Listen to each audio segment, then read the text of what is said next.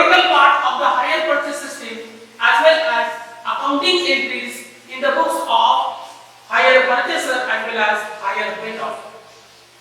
Okay, and in the next part we will discuss how to calculate the interest, which is most important part of this unit. Okay, let us start discussion on the hire purchase system part first. Okay, friends, first we will discuss the definitions of the hire purchase system so that we can understand what is the hire purchase system is. Okay, the definition is hire purchase system is a system of retail business under which the seller agrees to sell the goods on the condition that the buyer shall pay the price of the goods in a fixed number of installments. It means that hire purchase system is a system of retail business. Retail business means what? When the seller sells goods directly to the customer or consumer, that is called as a retail business. That is called as retail business. It is a system of retail business. And what is the main feature here is that instead of paying the price of the asset of the goods in one installment, in a single installment, the buyer pays the price of the goods in convenient installments, in number of installments, fixed number of installments. Such a system is hire purchase system. We may see another one definition. Okay, when goods are sold on the condition to pay the price in convenient installments, and the right to use the asset is given to the purchaser from the date of agreement. This type of business deal is called as hire purchase system. This definition adds one more feature of the hire purchase system. The price is paid in installments, in convenient installments. In addition to this, the definition states that the buyer gets the right to use the asset immediately after the agreement. It means buyer pays the price in installments but get the possession of the goods or asset immediately after the agreement, and the buyer can use the asset. Okay, such a system is called as hire purchase system. One more definition we will discuss here again. Hire purchase system is the condition, is the combination of cash system and credit system, where the purchaser does not pay the price of the asset immediately after purchase or after specific period after purchase, but is paid in installments fixed interval at fixed interval.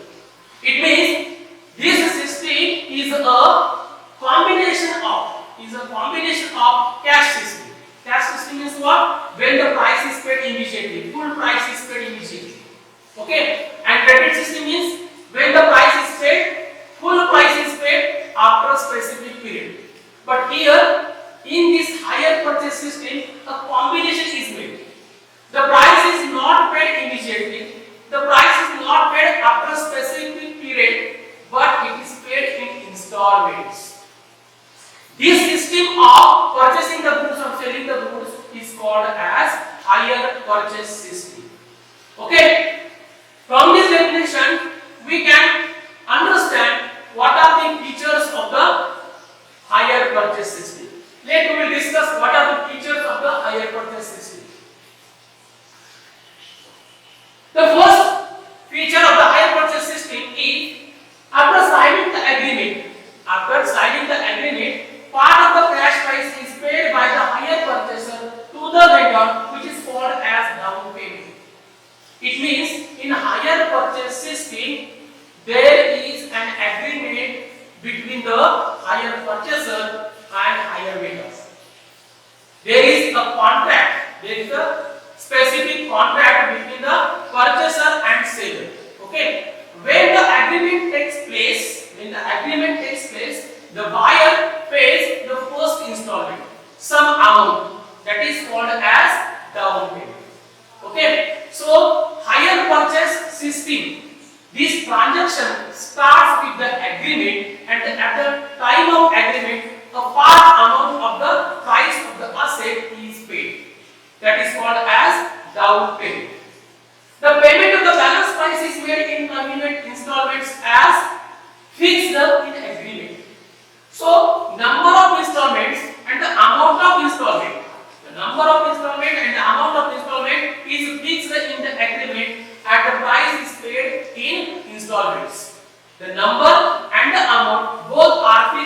in the agreement, as well as the interest is also fixed.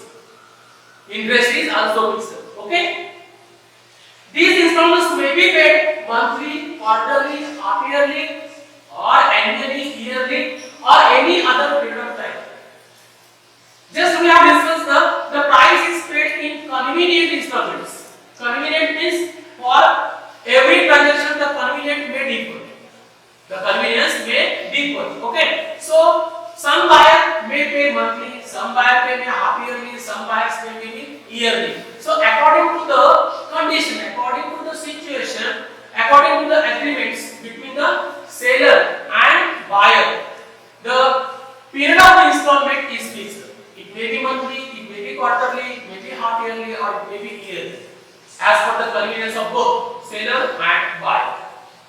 As the payment is made in installments during a considerable period of time, higher vendor charges interest on the balance price after each installment.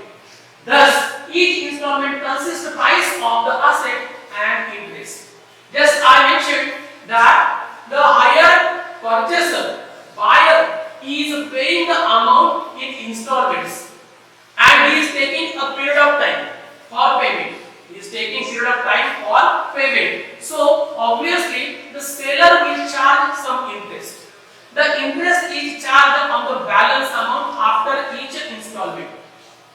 The interest is charged on balance amount at a specific rate. The percentage of the interest is fixed, and according to this rate, the interest is charged on the balance amount after each installment. Okay, so the buyer has to pay price of the asset as well as interest. The higher vendor transfers the possession of the goods and right to use it to the higher purchaser immediately after the contract. It means the possession of the goods, the possession of the asset is transferred from seller to buyer immediately after agreement. Immediately after agreement. And the right to use it also transfers from seller to buyer immediately after the agreement. So when agreement takes place, the buyer gets two rights. One, the possession of the asset, and second, the right to use the asset, such goods. Okay? We will continue the features.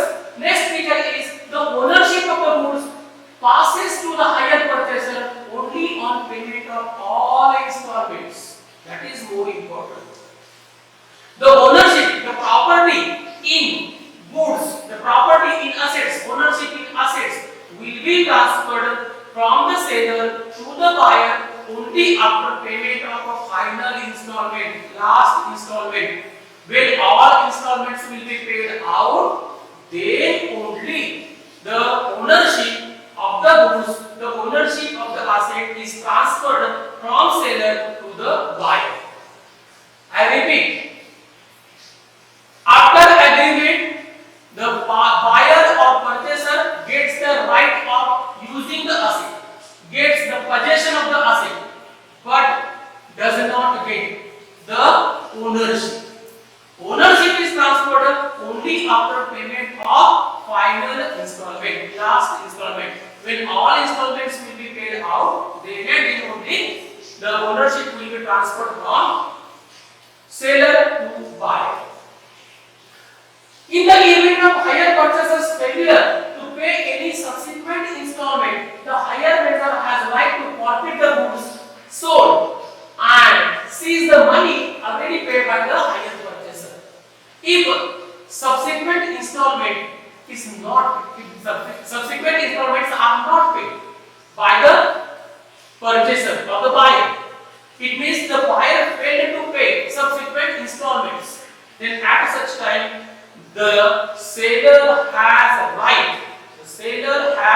right, to forfeit the goods, to forfeit the asset he has sold, as well as he has a right to seize the amount already paid by the buyer. So, in the case of a failure by the buyer to pay the subsequent installments, higher vendor gets two rights.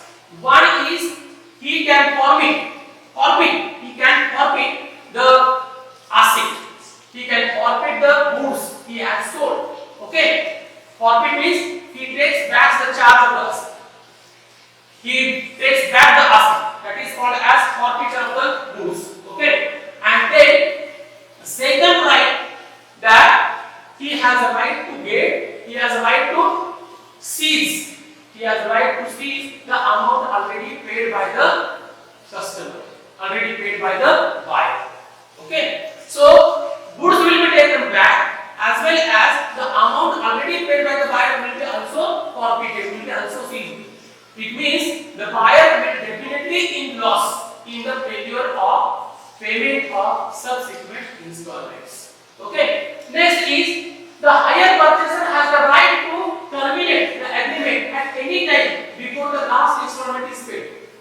If the hire purchaser himself or herself decides to terminate the agreement, he has the right to terminate the agreement before the payment of final installment, last installment.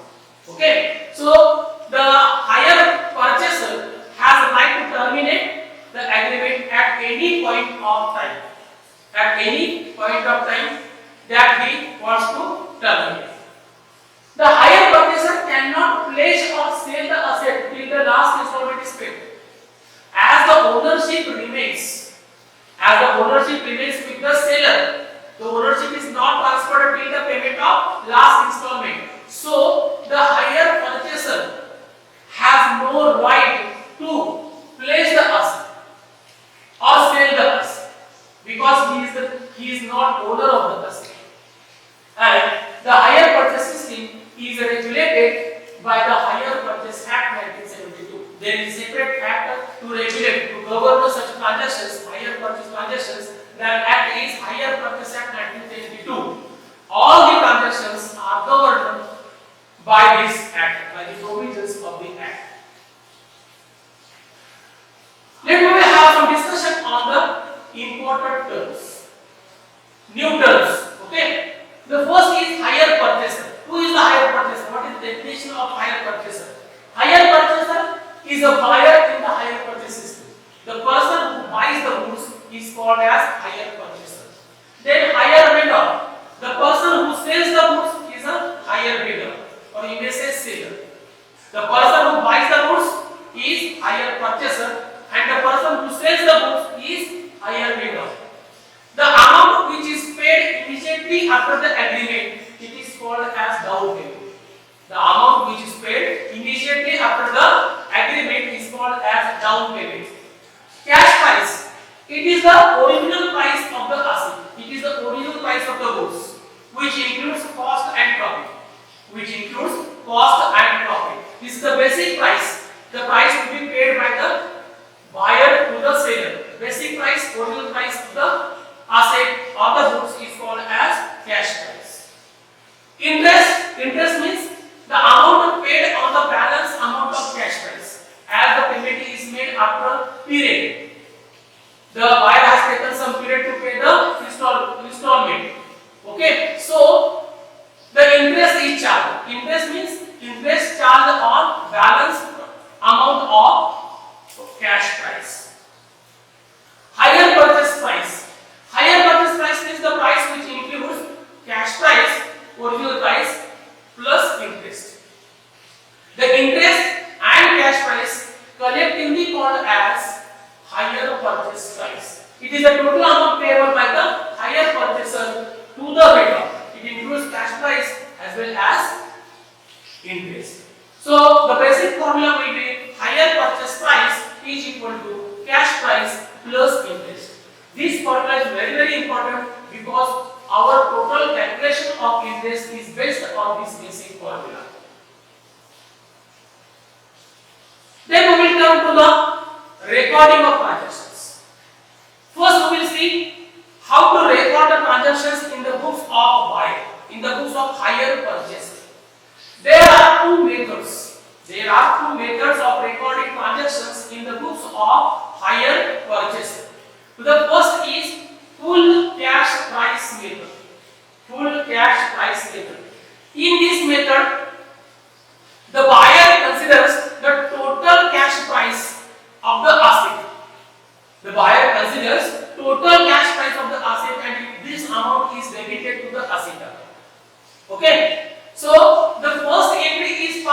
asset account debit with full cash price. Suppose that I am going to pay all the installments positively, so the asset account is debited with full cash price. Okay, that is called as full cash price, in which the buyer or the hire purchaser considers the total amount, the total cash price of the asset.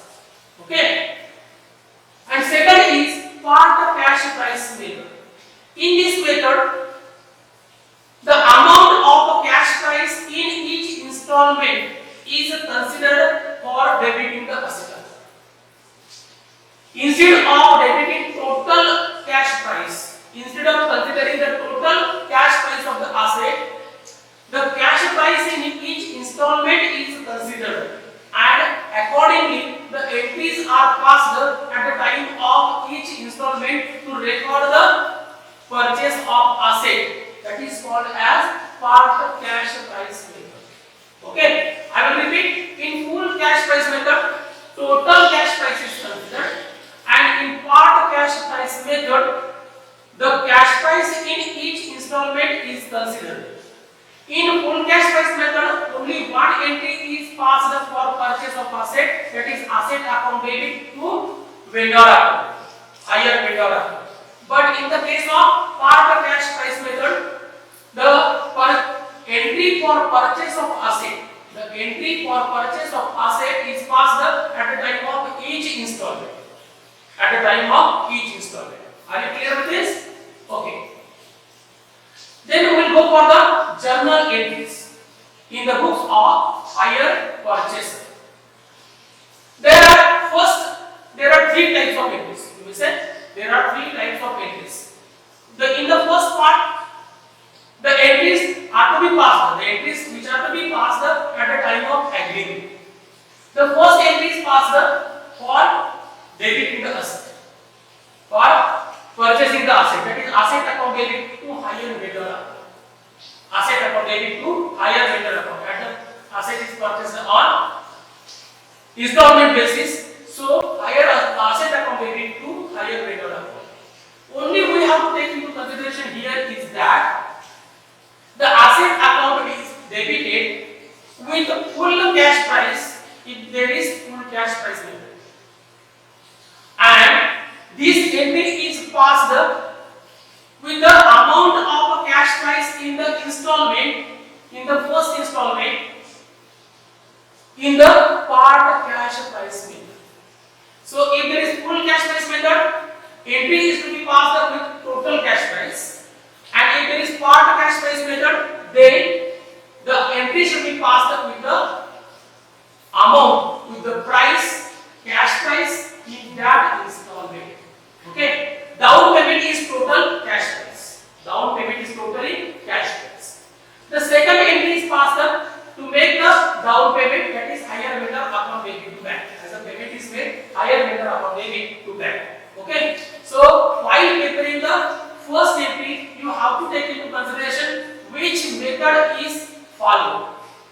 Which method is followed? Full cash price entry with total cash price, and part cash price. Then at such time you have to take into consideration the cash price in that installment. Okay. Next type of entry, that when the subsequent installment falls due. When the subsequent installment falls due, we will pass entry. If there is full cash price method, then interest account debit to higher vendor account. As we have debited the full cash price, total cash price, so here we will consider only the interest part. Okay, interest account debit to higher vendor account. And if there is part cash price method, we have to take into consideration the cash price in that installment. So we will pass entry as asset account debit, interest account debit to higher vendor account.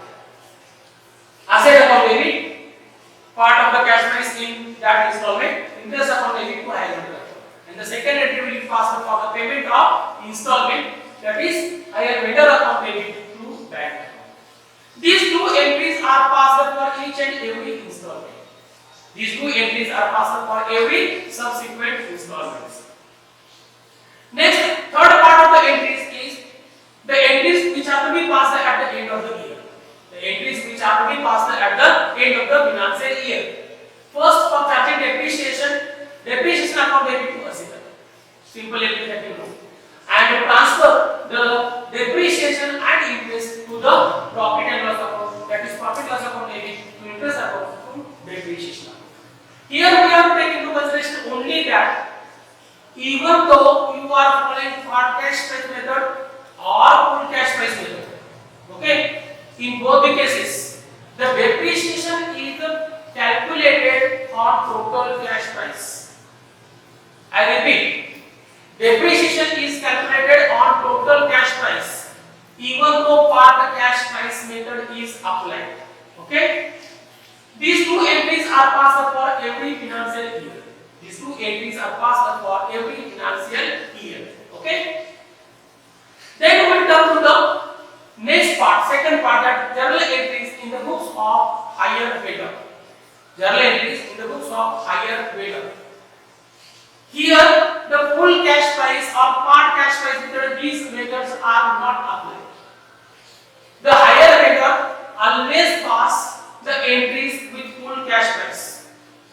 Part cash price method is not applied, implemented by the higher vendor. So there will be no full cash price, part cash price. Such methods will not matter here. Okay, we will pass same entries in all projects.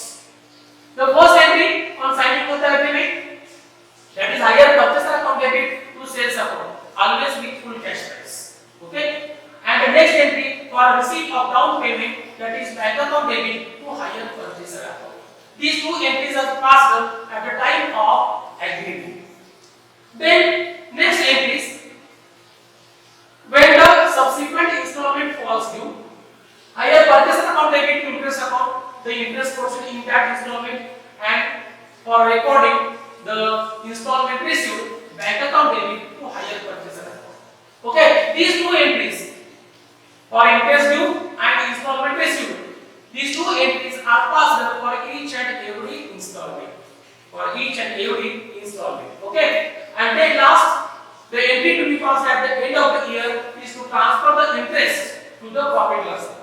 As the seller is receiving interest, it is an income. It is an income to the seller. So entry will be passed as interest account debit to profit and loss account.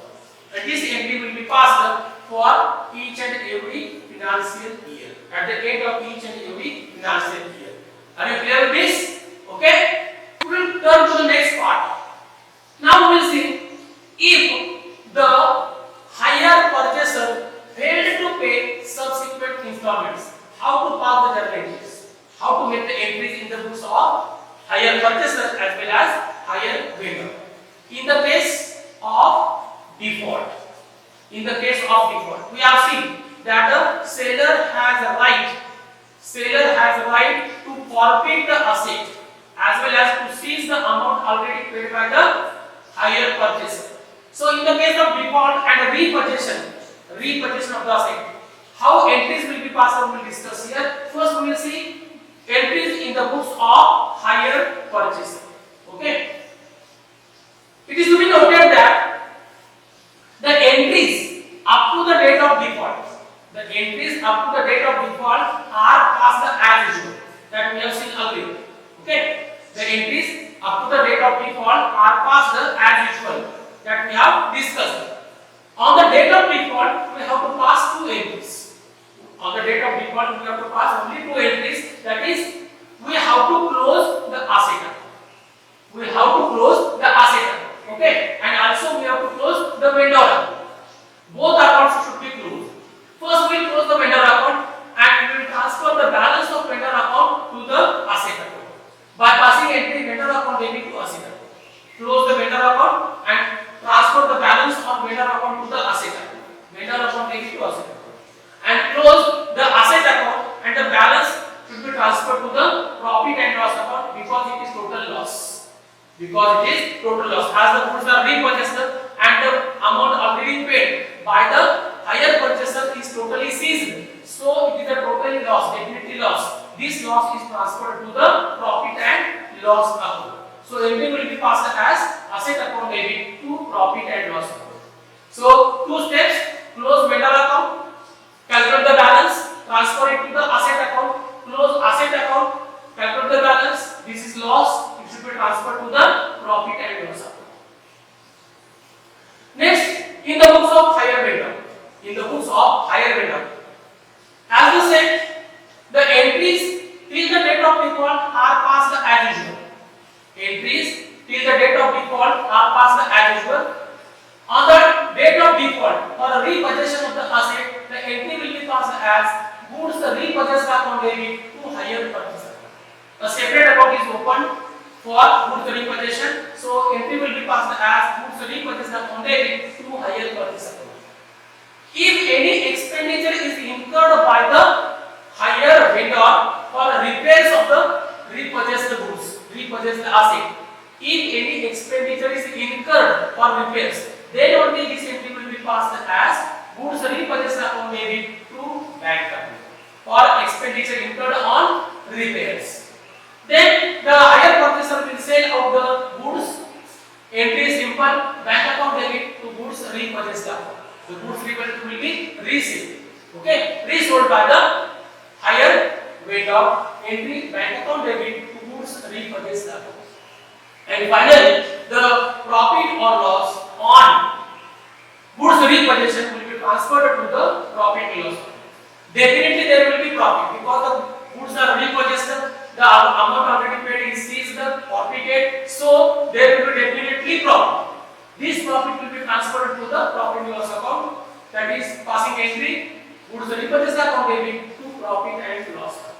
Okay, these entries are passed in the books of higher vendor. Are you clear with this? Thank you very much. I expect your valuable comments, and I will meet you again with the second part of this unit, higher purchase system. Okay, thank you very much.